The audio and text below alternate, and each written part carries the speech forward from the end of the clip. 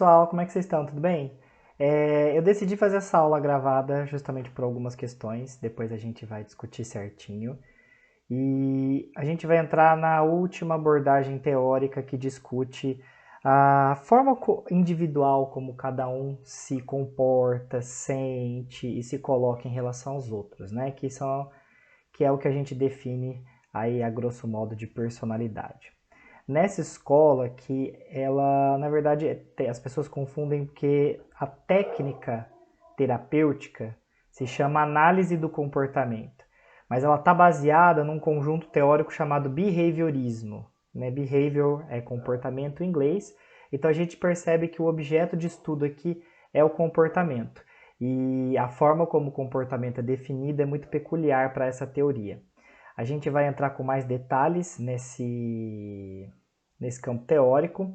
E o que é mais importante a gente destacar aqui é o quanto que a aprendizagem, né, aquela aprendizagem que a gente faz socialmente, que a gente vai acumulando na relação com o mundo e com as coisas, vão aos poucos modulando o nosso comportamento futuro e vão criando um estilo próprio de ser, um estilo próprio de agir.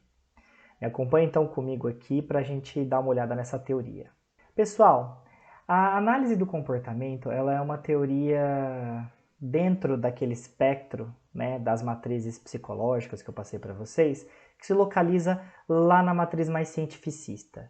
É uma das teorias que mais busca manter e respeitar um modelo científico padrão, um modelo científico muito próximo das ciências naturais. Então a gente vai ver aí um campo um campo psicológico que vai ser respeitado pelo seu rigor conceitual, pela forma como eles constroem os conceitos pautados nos princípios mais reconhecidos do campo científico.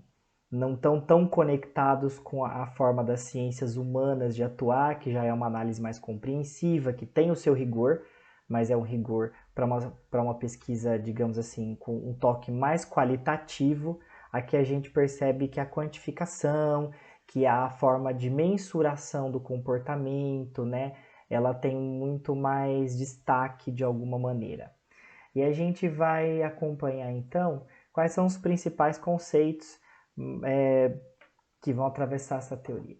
Primeiro a gente precisa entender que a teoria ela tem um desenvolvimento histórico e ela surge com relação a uma série a um contexto histórico do desenvolvimento da psicologia que eu preciso introduzir. Tá? A psicologia nasce num contexto científico no final do século XIX, quando o Wundt, que é um psicólogo alemão, cria um primeiro laboratório de psicologia para poder então tentar observar, através de um método que ele chama de introspecção, quais seriam os processos mentais que estão por detrás de diferentes fenômenos psicológicos. O processo de introspecção, ele é um processo onde o indivíduo ele tem que manter a atenção concentrada para o passo a passo, vamos dizer assim, de como a mente funciona ao elaborar determinado conceito, determinada imagem, como que cada passo a passo do pensamento se constrói, né? Só que para isso é o próprio sujeito que narra o que acontece dentro da mente dele, vamos dizer assim. Esse processo foi muito criticado por alguns teóricos, justamente porque depende muito da percepção subjetiva do indivíduo. Depende de como o indivíduo percebe o seu comportamento. Não é uma forma. Não está vinculado, por exemplo, aos princípios de observação objetiva que a ciência se propõe. E é justamente nessa primeira toada de crítica a esse método introspectivo que o Watson vai inaugurar o behaviorismo, né, vai abrir essa primeira visão de uma maneira um pouco mais, digamos, um pouco mais... Ô senhor, perdi a palavra. Um pouco mais rígida, na tentativa de manter uma cientificidade aí muito estrita. Esse é um período que a gente chama de behaviorismo metodológico, tá? É um primeiro período do behaviorismo, aonde a pesquisa tem que se centrar no comportamento. Então, o comportamento se coloca como principal objeto da psicologia. Mas o que é comportamento? Nesse caso, o comportamento seria um dado sempre imediatamente observável. Então, a ideia seria comportamento tudo aquilo que de alguma maneira fosse feito pelo indivíduo e que pudesse ser observado externamente. Então, o que ele pensa, o que ele imagina, o que está dentro do que a gente chamaria de mente, não é diretamente observável. Agora, se ele fala o que ele está pensando, se ele expressa os seus sentimentos, essa expressão seria um comportamento público. Então, essa expressão seria objeto da testagem psicológica e não os comportamentos que depois a gente vem a chamar de sob a pele, aqueles comportamentos que o indivíduo tem, mas que são privados, são só para ele. O comportamento, a metodologia introspectiva vai ser abandonada, então vai começar a ter uma série de críticas à introspecção e vão se criar então outros métodos que vão se tornar a base para essa nova ciência psicológica. Então, uma observação controlada, principalmente dentro de ambientes controlados, processos de testagem que vão fazer o controle, né, das variáveis para verificar quais são as variáveis que interferem em determinado comportamento, o uso de relatos verbais e a pesquisa principalmente sobre os reflexos condicionados. O reflexo condicionado é um reflexo, é uma forma de comportamento no qual determinado estímulo passa a estar associado a determinado comportamento reflexo.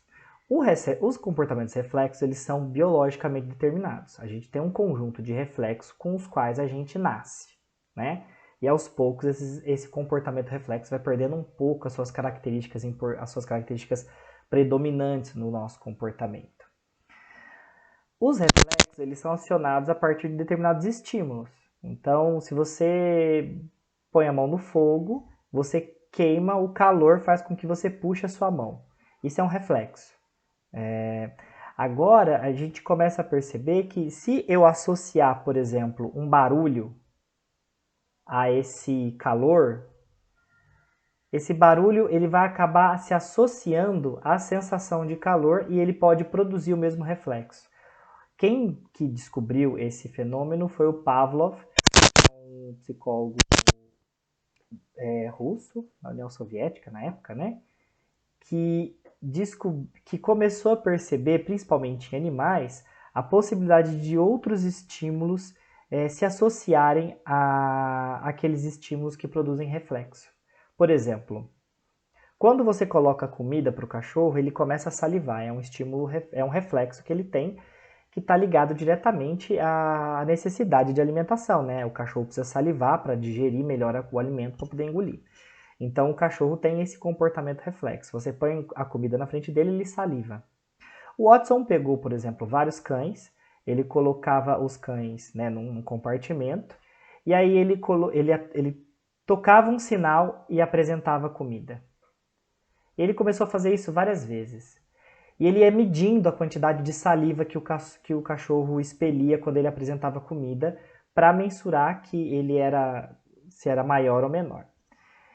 E ele começou a perceber que se depois de um tempo ele parasse de apresentar comida e apresentasse só o sinal, o cachorro ia continuar salivando como se tivesse sido a comida que tivesse apresentado. Então, não apareceu comida nenhuma. Só o sinal já lembrava, vamos dizer assim, o cachorro da comida e o cachorro salivava. Então, o sinal, né, o barulho, passou a estar condicionado à comida. Passou a criar um reflexo condicionado.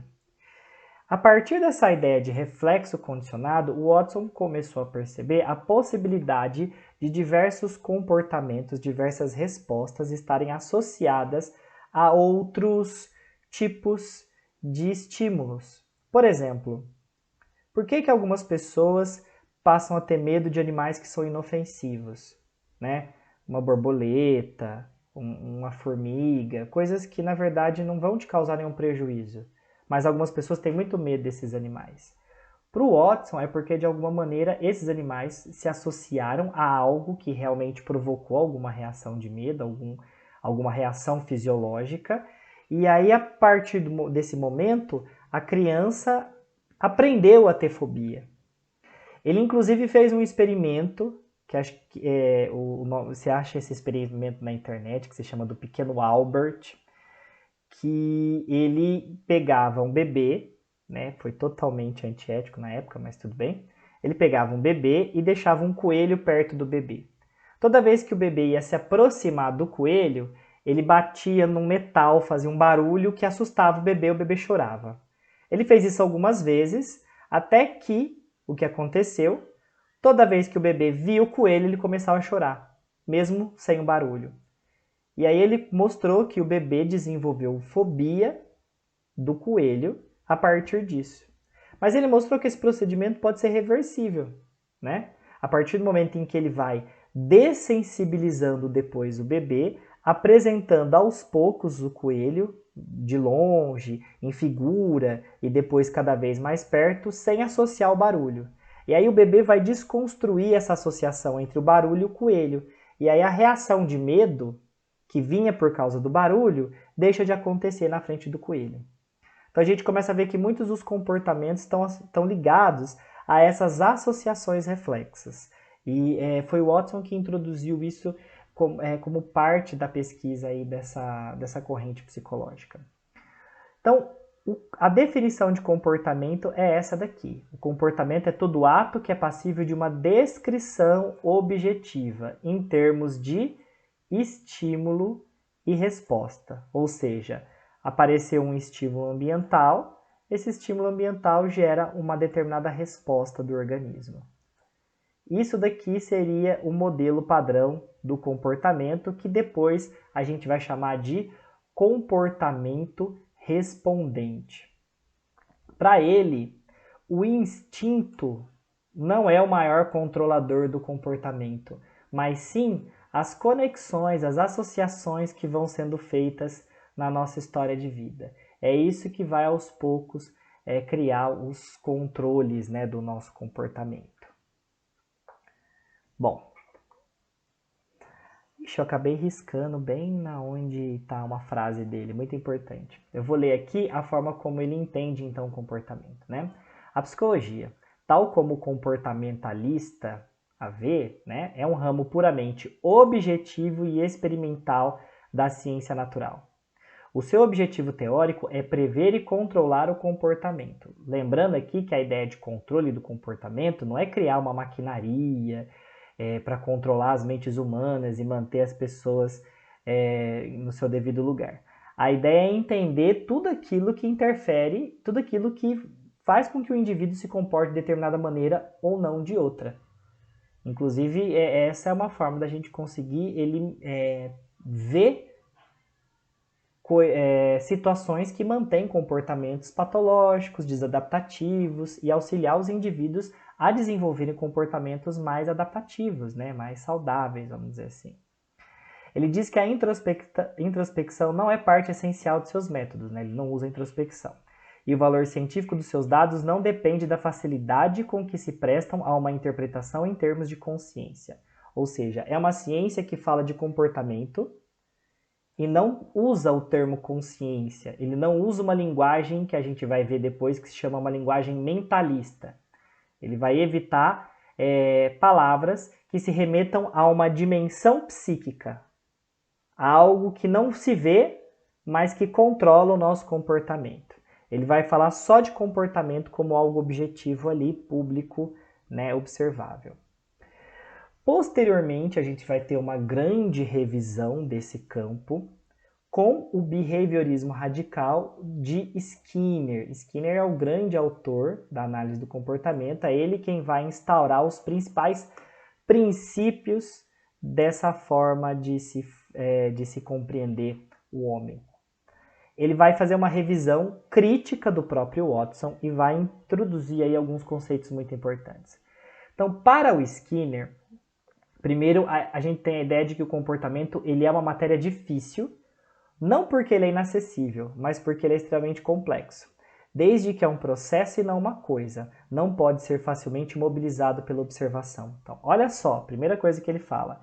Enquanto que para o Watson, o comportamento é tudo aquilo que pode ser possível de ser descrito objetivamente, ele vai falar que essa descrição objetiva é muito mais complexa, porque o comportamento não é uma coisa, ele é um processo.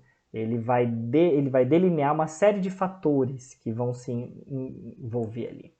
Principalmente, quais são os fatores que se envolvem, né, no comportamento? O contexto, são os estímulos antecedentes do comportamento, a resposta, né, do organismo e as consequências que essa resposta gera. Tudo isso faz parte desse conceito complexo que é o comportamento. Ele, inclusive, chega a reabilitar a introspecção, né, como uma forma de acesso ao que a gente chama de comportamentos privados. Para o Skinner, pensar é um comportamento, sonhar é um comportamento. Então, todos esses atos que acontecem... Só que ele não fala desses atos em termos mentais, de representações mentais. Ele vai dizer que o pensamento ele é um comportamento, só que é um comportamento que acontece dentro no sentido de sob a pele. Ele é um comportamento que é de acesso privado do indivíduo e não de acesso público, né? E a única forma de acesso ao comportamento privado é através da introspecção, quando o indivíduo observa, né, os seus pensamentos, as suas imaginações, suas fantasias e relata. Então, quando o indivíduo fala, eu estou pensando isso, isso e aquilo, ele está relatando um comportamento privado através de um outro comportamento público, que é o comportamento de falar, né, o comportamento da linguagem, que, aliás, é um dos campos de estudo muito profícuos assim, do Skinner. Ele não usa, então, conceitos que se remetem à mente, à psique, ou qualquer instância diferente do corpo ou do comportamento. Então, ele é extremamente pautado no biologicismo, né? O que importa é a dimensão biológica e o comportamento faz parte dessa dimensão biológica. E isso é muito importante. Para entender a psicologia comportamental, eu acho que a gente tem que partir, então, dessa frase, que eu acho que é uma das frases mais importantes do Skinner para definir tudo isso. Ele vai dizer que os homens agem sobre o mundo, modificam-no e, por sua vez, são modificados pelas consequências de suas ações. Então, olha só que interessante, ele está mostrando uma concepção científica que mostra toda uma vinculação de como o comportamento do homem se dá a partir de sua ação no mundo, né? Eu acho que esse quadro do Diego Rivera, Man at the Crossroads, né? O homem na encruzilhada, vamos dizer assim. Ele está falando justamente do homem enquanto ali o centro de uma encruzilhada do conhecimento, né? Da tecnologia e o como que nesse avanço tecnológico, nesse avanço do trabalho do homem, ele modifica o mundo. E eu acho que isso é um ponto importante. Mas aí tem um segundo ponto do Skinner, que esse mundo modificado pelo homem também modifica o próprio homem, né? E isso a gente pode ver tanto nos grandes movimentos históricos, mas também nos pequenos movimentos, nas histórias individuais, o quanto nós somos modificados pelas consequências de nossas ações. Dependendo da forma como a gente, conforme, por exemplo, a sociedade se reage aos nossos comportamentos, isso vai manipular os nossos comportamentos futuros. Aproveita isso para discutir aí com o BBB que está acontecendo, que vocês vão perceber como é que as pessoas ali naquele microcosmos mudam muito comportamento, né, com base nas consequências. É muito interessante poder fazer essas observações. Quais são os principais conceitos da análise do comportamento? Os dois principais conceitos são duas formas de expressão do comportamento que a gente já falou um pouco delas, né? Uma delas é o comportamento respondente. O comportamento respondente, ele diz respeito diretamente aos conceitos que vieram lá de Watson, né? Essa ideia de estímulo-resposta. A determinados estímulos ambientais, o indivíduo elicia uma determinada resposta. O que significa eliciar? O comportamento eliciado significa um comportamento um pouco, como eu vou dizer assim, a grosso modo, mais automático. O estímulo, ele provoca no indivíduo determinada resposta, por alguma associação feita anterior. O estímulo respondente, né, que é esse S, é uma situação anterior. Não importa a complexidade, pode ser um barulho, pode ser um ambiente em todo, pode ser, não importa a situação. E o R é a resposta, é o comportamento que foi eliciado. Muitos desses respondentes são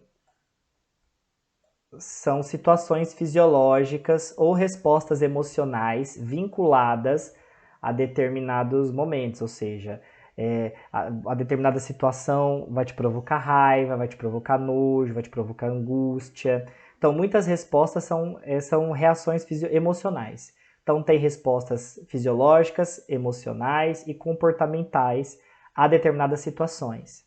Por exemplo, tem aquelas crianças que se frustram fácil, sabe? Aquelas crianças birrentas, né?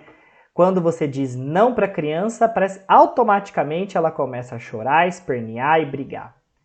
Então aí a gente vai ter uma série de reações fisiológicas, como o choro, o sofrimento da criança nesse momento, né? Mas nem todo comportamento de birra está relacionado a um estímulo desse. Estou falando mais das reações emocionais. E as reações fóbicas também, que é um exemplo muito grande aqui. Geralmente, né, todas as situações emocionais vão estar relacionadas a determinadas reações fisiológicas, como o medo vai estar relacionado a taquicardia, sudorese, e algumas reações comportamentais, como por exemplo a fuga. Agora, a maior parte do nosso comportamento não é, de acordo com Skinner, controlada por meio dos estímulos respondentes. Na verdade, a maior parte do nosso comportamento... eu esqueci de apagar isso aqui, que eu coloquei no slide anterior e não apaguei aqui. Na verdade, a maior parte do comportamento, ele é o que Skinner chama de comportamento operante, que é compreendido através desse esquema aqui, ó. Todo comportamento ele ocorre em relação a determinados estímulos antecedentes.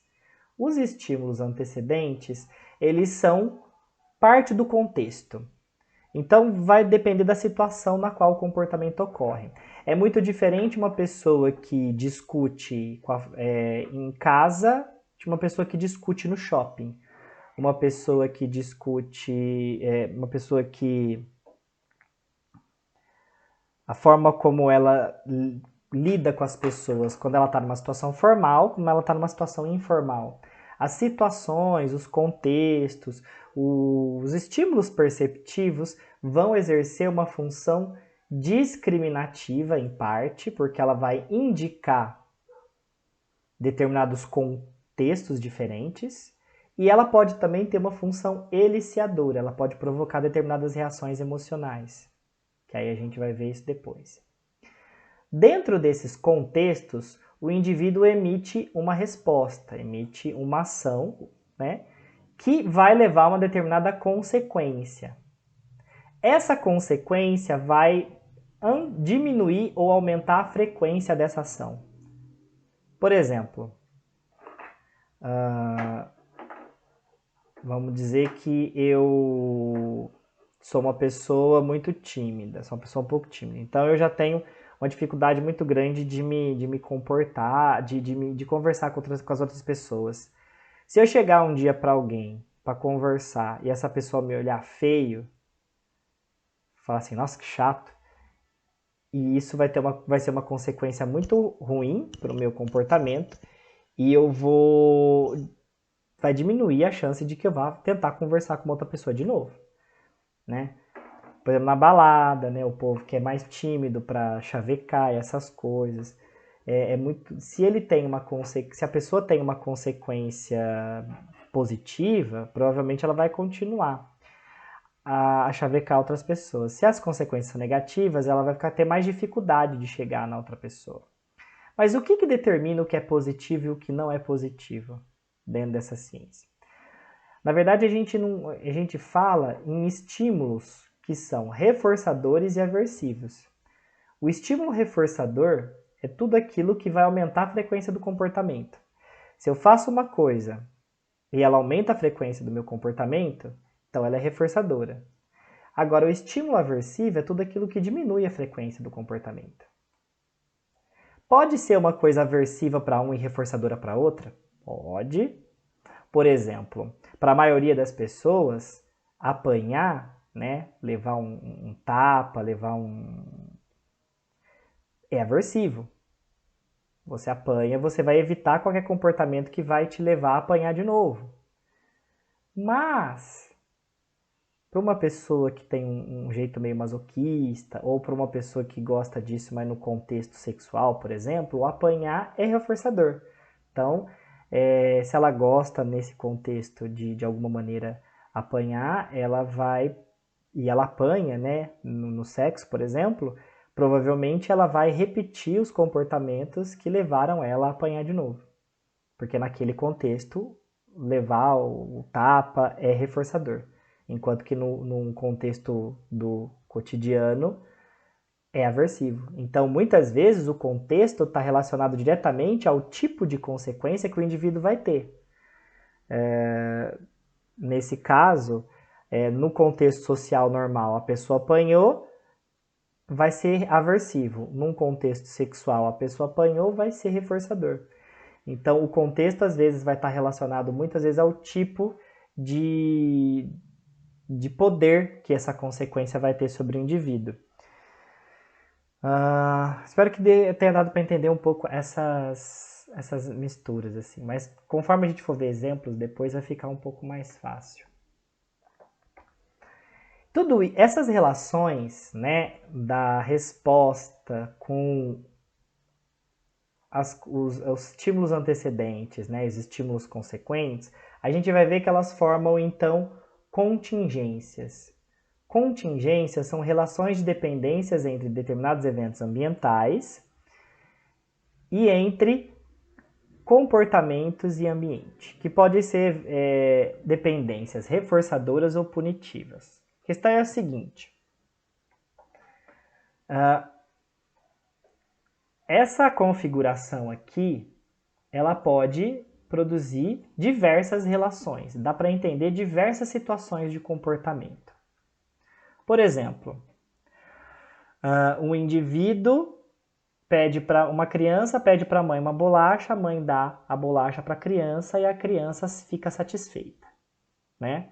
E aí, num outro momento, quando ela tiver fome, ela vai pedir de novo a bolacha para a criança. Então eu tenho aí 3 momentos: um estímulo antecedente, que é a fome que a criança sente, uma resposta, ela pedindo bolacha para a mãe, e uma consequência, a mãe dando a bolacha para ela.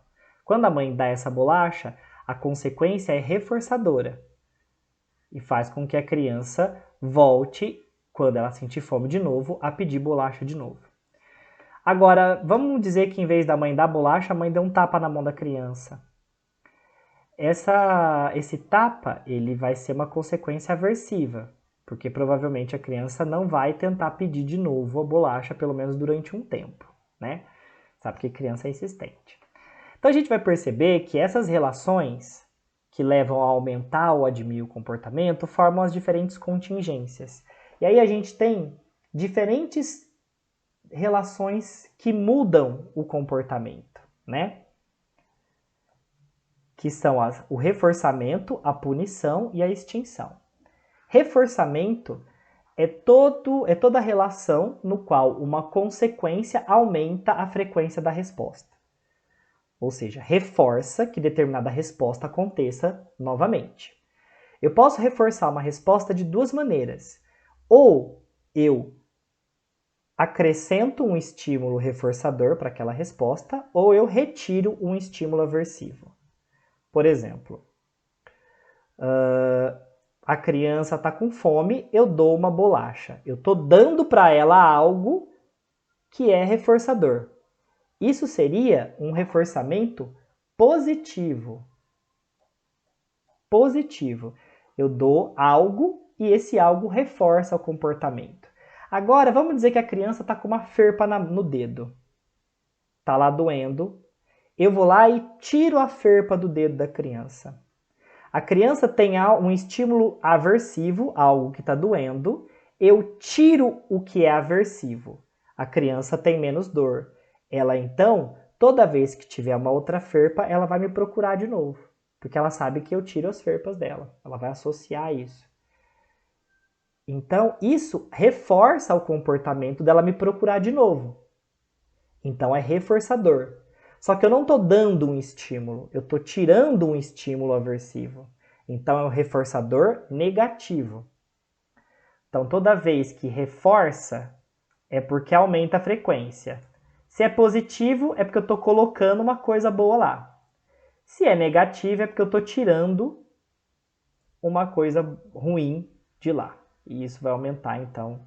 Eu uso bom ou ruim, tá? Mas considera aí como se fosse semelhante a reforçador e aversivo, tá? Agora, as relações de punição são todas as relações em que eu diminuo a frequência do comportamento do indivíduo. Então, a consequência vai diminuir a resposta. Lembrando sempre do esquema. Vou deixar até o esquema aqui anotado. O estímulo antecedente associado a determinada resposta que produz uma determinada consequência. Vamos dizer assim, né? Tá. Então, quando o indivíduo tem uma resposta que leva a uma consequência que vai fazer diminuir essa resposta no futuro, é uma punição. Se essa diminuição é feita porque esse estímulo consequente é um estímulo aversivo, eu vou estar chamando de punição positiva. Eu coloquei algo aversivo ali. A criança pediu bala, eu bati na mão dela. Eu dei um estímulo aversivo para a resposta dela. Isso é punição positiva. Os pais praticam a rodo. Mas aí depois a gente vai ver que para análise do comportamento, punição positiva funciona por muito pouco tempo, não é efetiva para aprendizagem. E a punição negativa. A punição negativa é quando eu tiro algo bom, que é o que acontece na maioria dos castigos. Ah, é? Você fez isso? Respondeu para mim? Vai ficar sem celular uma semana. Eu tirei algo positivo da criança. A criança fica de castigo e aí ela não vai repetir esse comportamento de novo, ou vai repetir menos vezes. Então, posso usar punição positiva dando algo aversivo ou punição negativa tirando algo positivo. As duas consequências é de diminuição posterior desse comportamento. Uma outra forma de mudar o comportamento é a extinção. A extinção é quando eu deixo de... Eu quebro isso aqui, ó. Eu quebro isso aqui. Eu quebro essa relação. A resposta emitia determinada consequência e agora não emite mais. Então, por exemplo, a criança sempre vinha me pedir bolacha e eu sempre dava. E aí ela sempre pedia mais. Aí uma hora eu parei de dar. Aí ela ficava pedindo. Ela continua por um tempo pedindo, né? Aí ela vai vendo que eu não vou dar mais. Aí ela vai diminuindo a quantidade de vezes que ela pede até que ela para de pedir. A extinção ela vai acontecer quando o indivíduo aprende que aquela correlação não vai funcionar mais. Eu lembro uma vez, porque assim, isso acontece muito na manutenção de casos de birra, né? Ou de quando a criança faz muita birra. Por exemplo, aquela criança que chega para você e fala assim, me dá isso, me dá, e fica repetindo no seu ouvido. Porque ela sabe que quanto mais ela repete, ela vai fazer você chegar num limiar em que você vai dar o estímulo positivo para ela, né? Você vai reforçá-la e aí ela continua fazendo isso outras vezes. Então, toda vez que a gente não aguenta e faz o que a criança quer, a gente está reforçando ela continuar a ficar falando na sua cabeça, pedindo as coisas. Aí eu sempre falava assim para meus primos, eu sou uma pessoa de muita paciência. E um primo meu, muito pequenininho na época, tentou fazer isso comigo. E ficou repetindo na minha cabeça acho que meia hora. pedindo as coisas. Eu ficava olhando para frente, assim, e não falava com ele. Eu ignorei ele enquanto ele ficava falando no meu ouvido. Aí ele parou. E ele nunca mais fez isso. Por quê? Porque ele viu que comigo isso não funciona. Ele parou o comportamento de vez? Não. Por quê? Porque ele associou essa quebra a um contexto. Que contexto? Eu. Comigo não funciona, mas com meu pai funciona. Lá tá bem mantido aquela relação de resposta e consequência positiva, reforçadora. Aí ele vai lá e continua fazendo. Então teria que ser algo feito por todos para ter uma mudança mais generalizada, vamos dizer assim, né? Aqui é um exemplo então relacionado a isso, né? Como que o analista do comportamento atua? Antes do exemplo, vamos olhar para isso. Ele faz o que a gente chama de análise funcional. A análise funcional é justamente descobrir o que determina o comportamento, o que faz com que determinado comportamento aconteça. Quando eu analiso o comportamento do indivíduo, eu descubro o que mantém esse comportamento, eu ajudo o indivíduo a mudar comportamentos que são desadaptativos. O que são comportamentos desadaptativos? São comportamentos que não propiciam a manutenção de uma relação saudável com o meio e com as coisas, né? Então é muito importante essa análise para compreender o que mantém determinado comportamento. Aqui, por exemplo, é um comportamento de birra constante. A mãe chega e fala: meu filho não para de fazer birra, não sei o que tem, não sei o que tem. Aí, conversando com a psicóloga começa a perceber que a mãe tem um comportamento muito comum, né? Os pais, então, levam a criança para sair em locais públicos, né? Isso daqui é o quê? O estímulo antecedente. A criança emite uma resposta, pede algo para comprar, faz birra: eu quero isso agora, me dá. Aí a mãe diz que vai comprar depois. Sabe aquela coisa da mãe assim: na volta a gente compra, essa volta nunca chega? Mas só o fato dela dizer isso, ela está recebendo a atenção dos pais. E muitas vezes, para uma criança, essa atenção, essa promessa, ela é em si uma consequência reforçadora. Por quê? Porque ela vai aumentar o comportamento da criança de pedir algo. Por mais que a criança não ganhe o que ela pediu, ela está tendo a atenção dos pais ao pedir. Então, a gente vê aqui que houve um reforçamento positivo. Tá, o psicólogo descobriu o que mantém a birra da criança. E como é que muda o comportamento? Simples. Combinando com os pais para que eles coloquem em extinção essa relação. Tipo, você não vai dar atenção para o seu filho quando ele pede para comprar coisas. Mas, porque não adianta você só colocar em extinção. Você tem que oferecer outros reforçadores para a criança. Você tem que fazer com que a criança busque outros reforçadores que sejam mais adaptados. Então, a criança faz birra, eu não dou atenção. Mas a criança está conversando comigo, eu converso com ela. A criança está fazendo alguma coisa ali bonitinha, eu elogio ela. A criança tá quietinha, eu vou dar um elogio para ela, eu vou dar atenção para ela. Então, se você dá atenção para crianças em outros contextos e não nesse contexto da birra, provavelmente a criança vai diminuir, pôr em extinção, né, a birra, e vai buscar comportamentos que vão oferecer as outras consequências reforçadoras. Se ela percebe que ela ganha atenção quando ela conversa calmamente com a mãe, ela não vai mais brigar, gritar, ela vai conversar calmamente. Então a gente começa a perceber que, entendendo como a gente pode, de alguma maneira, desviar a atenção da criança para reforçadores mais adaptativos, ela vai mudar o comportamento e não vai ser ruim para ela. Vai ser saudável para a relação, né, dos dois. Um outro conceito muito importante que a gente tem que entender é a ideia de que o comportamento ele é selecionado pelas consequências, né?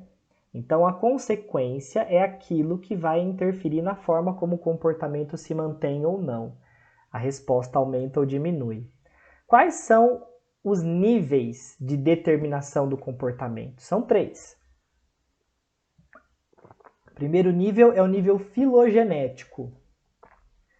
Alguns comportamentos são mais facilmente adaptados, mantidos, do que outros.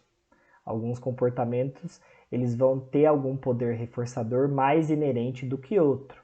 Por exemplo, comida é muito reforçador. É muito difícil de você tirar o poder reforçador do alimento em geral.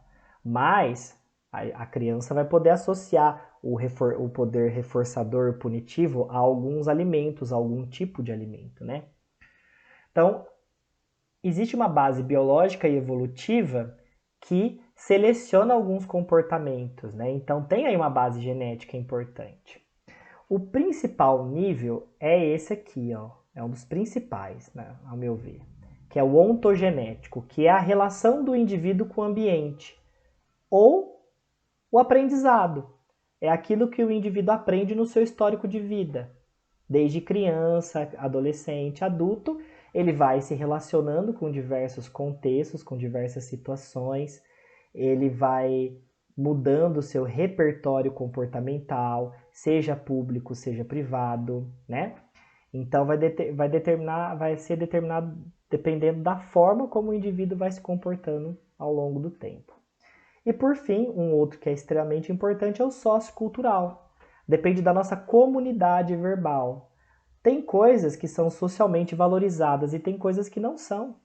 Tem coisas que levam a consequências sociais positivas e outras não, né? A gente vê muitas situações assim, né, onde o indivíduo ele faz algumas coisas ou deixa de fazer algumas coisas quando ele percebe que socialmente isso é bem visto ou não. Isso se torna reforçador ou aversivo dependendo da forma como a comunidade vai lidar com isso. Só para dar mais ou menos um contexto histórico dessa teoria, a teoria comportamental ela passou por algumas evoluções, né, que a gente chama de ondas. Foi uma primeira onda a partir da década de 50, uma segunda a partir da década de 70 e uma onda que é a mais atual. Num primeiro momento, a gente tem aí é um momento onde as teorias skinnerianas principalmente estão sendo desenvolvidas, né? É o momento onde o Skinner vai fixar os principais princípios do comportamento operante, vai desenvolver inclusive o que a gente chama de ABA, que é a análise comportamental aplicada, que é a forma de aplicação da análise comportamento no desenvolvimento humano, inclusive de forma terapêutica. É uma das formas, por exemplo, de atuação com o autismo. A técnica ABA é uma das formas mais conhecidas para poder lidar com o autismo, tornar o indivíduo autista um pouco mais independente, um pouco mais adaptado, né, ao contexto. Porém, começou a surgirem críticas nos Estados Unidos que a teoria comportamental ela deixava de lado a dimensão do mental, né? E aí começou a surgir as teorias cognitivas, que é um outro campo, é uma outra abordagem, mas que surgiu em diálogo com a teoria comportamental. Aí vai surgir uma outra técnica terapêutica, que é a teoria cognitivo-comportamental, que se apropria dos conceitos da comportamental, mas ela volta a usar os conceitos de mente, né? A teoria cognitiva, ela vai entender que a mente nada mais é do que o processamento de informações feito pelo cérebro, né? Então é uma teoria que vai falar de mente, mas ela vai falar em termos de processamento de informações, né? De como os pensamentos eles vão atribuir uma determinada interpretação aos estímulos do meio. E aí começou a haver uma divisão teórica, né, entre os comportamentais e os cognitivistas nesse momento. E aí na terceira onda vão meio que se superando algumas das divergências entre os dois lados, e começou a ter aí um retorno ao Skinner, um retorno às ideias do Skinner e o surgimento de outros campos terapêuticos muito mais flexíveis, digamos assim. Não vou dizer flexível também, estou falando uma besteira. Mas são teorias contemporâneas que vão propor novas formas de terapêutica bastante interessantes. Eu não sou versado nelas, mas eu sei que cada vez mais elas vão ganhando espaço aí na comunidade terapêutica. Então, o que a gente consegue entender com relação à teoria comportamental? Resumindo então, gente, para a teoria comportamental, a nossa relação com o ambiente vai produzir modificação no nosso comportamento. Então, ao longo do nosso histórico de vida, a gente vai tendo consequências aversivas, consequências reforçadoras, que vão acentuar determinados comportamentos e diminuir outros. E aí, como cada indivíduo tem uma história muito particular, cada indivíduo vai ter uma personalidade muito particular.